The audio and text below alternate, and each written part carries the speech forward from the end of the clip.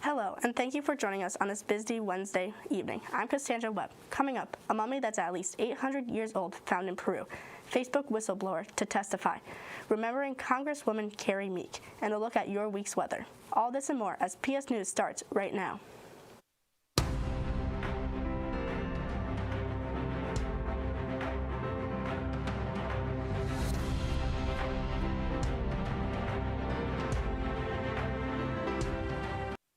Here's what's happening around the world. Archaeologists say this recently discovered mummy is between 800 and 1200 years old. Researchers from the National University of San Marcos unearthed the ancient human remains in an underwater burial site near Lima, Peru.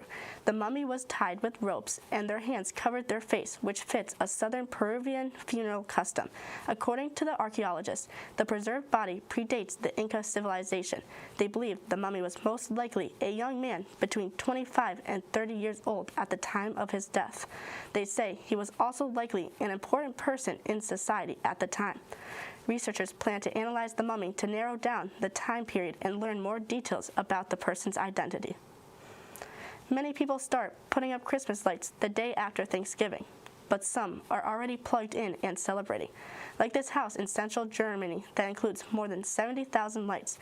The owners say it all started years ago with a single string of lights in the front garden.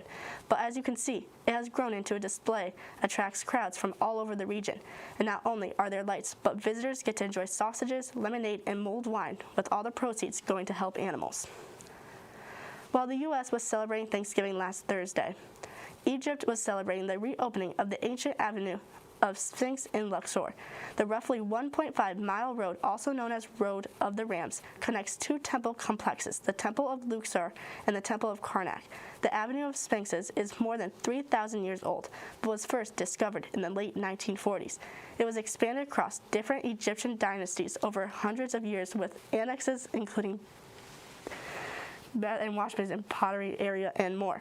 Before reopening, it had undergone decades of excavation and restoration efforts, and now features hundreds of traditional sphinxes and ram-headed statues lined up on its path. Egyptian President Abdel Fattah al-Sisi attended Thursday's event. And now, let's take a quick look at this week's weather with Liam Sample.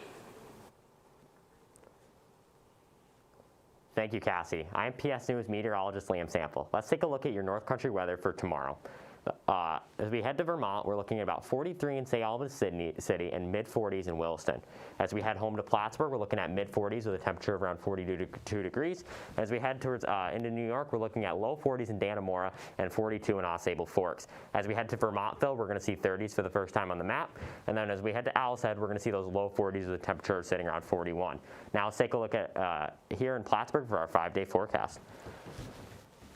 As we head to Thursday, we're looking at a North Country mixed bag with cloudy skies, chance of snow, chance of rain. Temperature will sit around 42 degrees. As we head to Friday, we're going to go all the way down to about 32 degrees with partially cloudy skies.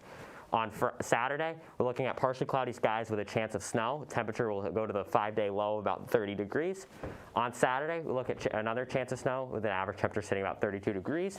And then to finish out our 5-day forecast, we go all the way up to 45 degrees on Monday. However, temperatures we're looking at a snow that day. That's all for our week's weather. We'll take a short break, and when we come back, we'll take a look at the national news around the nation. Thank you. Fitty Sports has been serving its communities, local high schools, youth commissions, clubs, and other businesses since 1984.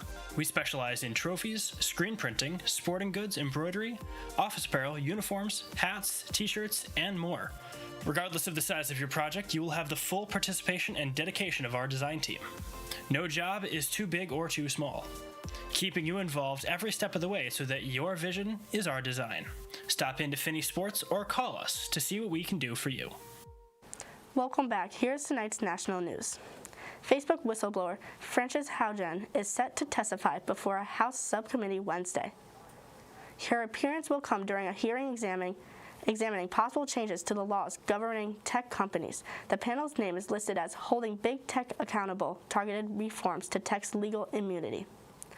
It comes weeks after Hogan leaked what have been called the Facebook papers to the Securities and Exchange Commissions. And tens of thousands of papers, those internal documents shine a spotlight on the social media giants' problems, including hate speech and misinformation, groups using the platform to cause real-world violence, and dangers non-English speaking users face in politically unstable parts of the world. Hogan told senators last month she believes Facebook harms children, stokes division, and weakens our democracy.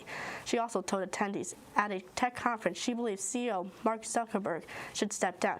Facebook claims the documents Hogan leaked provide a skewed image of the company's research and efforts. The Better Business Bureau is reminding Americans that scammers are ramping up for the holiday season.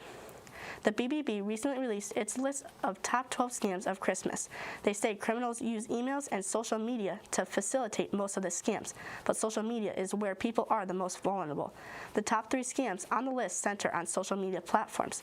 The BBB also warns consumers to avoid misleading ads, gift exchanges, and holiday apps. They also point out scams that appear every year during the holidays, like fake charities, fake shipping notifications, look-alike websites, and puppy scams. You can find the full list of holiday scams to avoid on the BBB's website. MERRIAM-WEBSTER has picked the one word it believes represents 2021, and that word is vaccine. Monday, the publisher announced vaccine is its official 2021 word of the year. Merriam-Webster says the choice highlights the dual discussions surrounding vaccinations this year, how the COVID-19 vaccine was seen as both a promising medical solution and a source of political argument and division. They note online searches for the definition of vaccine jumped 601% between 2020 and 2021. This is the second year Merriam-Webster has made a coronavirus-influenced pick. Pandemic was its 2020 word of the year. Merriam-Webster also released a list of the 10 runner-ups to the word of the year.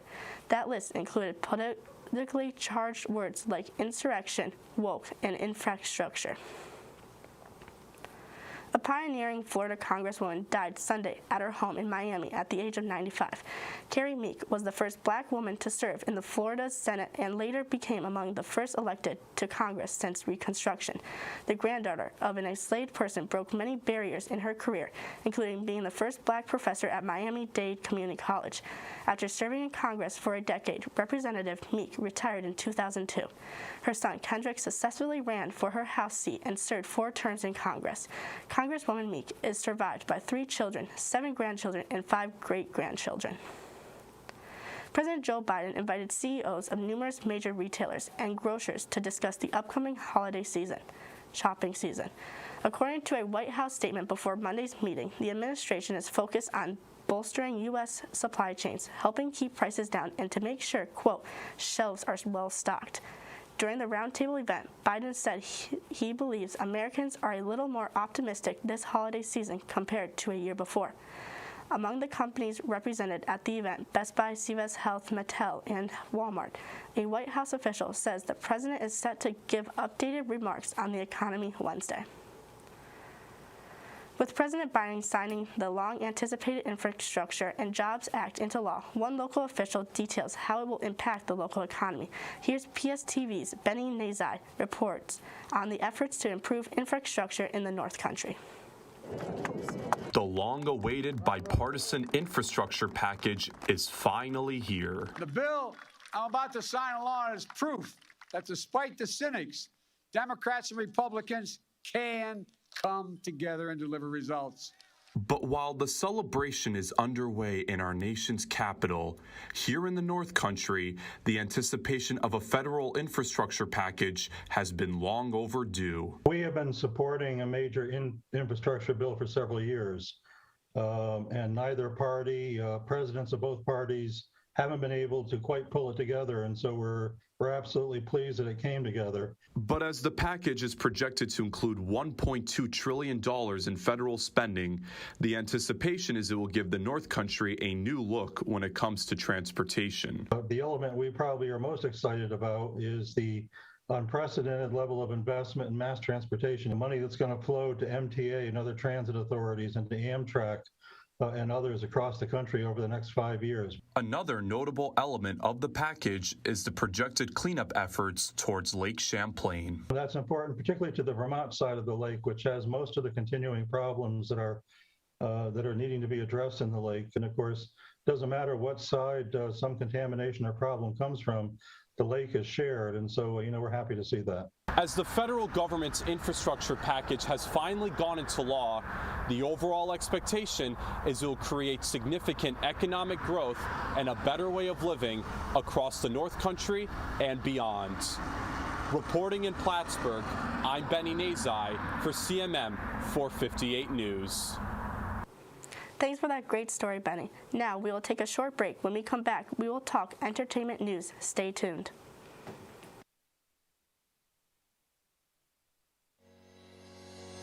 Botany Club is a group of students who enjoy learning about and experiencing the natural world, especially plants, through various activities, trips, and service projects. If you're interested in joining Botany Club, please join us at Hudson Hall on Tuesdays at 6 p.m.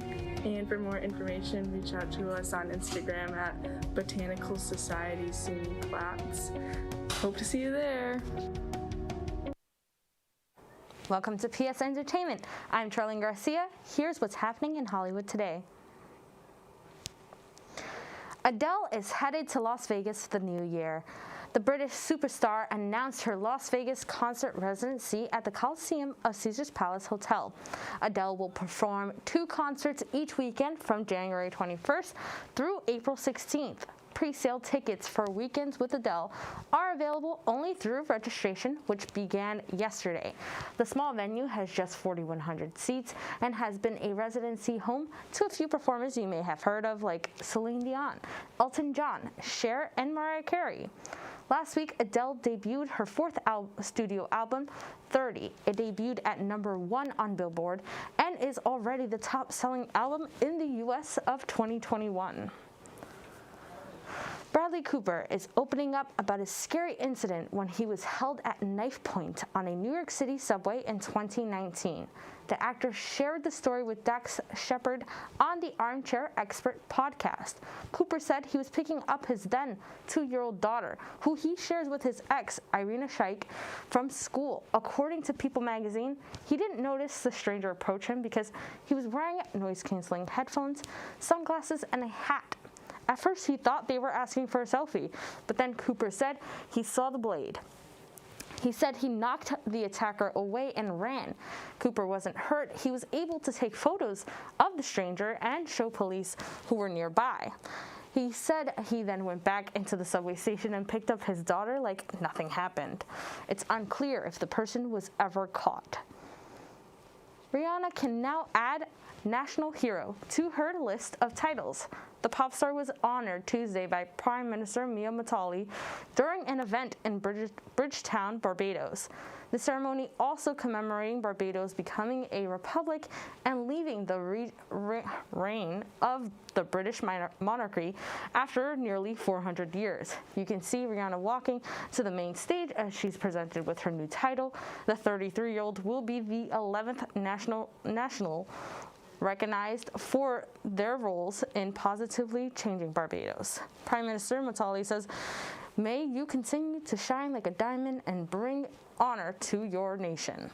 She was previously named an ambassador to Barbados in 2018.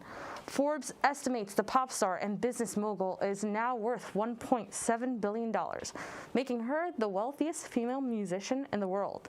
According to Rolling Stone, there is no word on new music from the singer. Her last album was released in 2016. An American-born woman receives France's highest honor. Josephine Baker, who became a singing and dancing superstar in Paris in the 1930s, and then a spy and war hero in the 1940s, is honored at the Pantheon. She is the first Black woman, the first performer, and the first American to be immortalized there. Baker, who died in 1975, will become the first Black woman to be buried at the monument, joining just 5 other women. That is all for PS Entertainment News. I'm Charlyn Garcia, and now back to the desk with Cassie. Thank you, Charlie. This Friday, Cardinal hockey returns to PSTV. We'll be live starting at 6:45 on Friday night to bring you the Plattsburgh State men's hockey team as they face off with the Potsdam Bears. You can catch that live on cable and on the Plattsburgh State TV YouTube channel. It looks like that's all the time we have for tonight. Now, whether you're watching from home or on the go, you can find PS News on social media at PS Newsroom and all our shows online at Plattsburgh State TV. Thank you for watching and have a good night, Plattsburgh.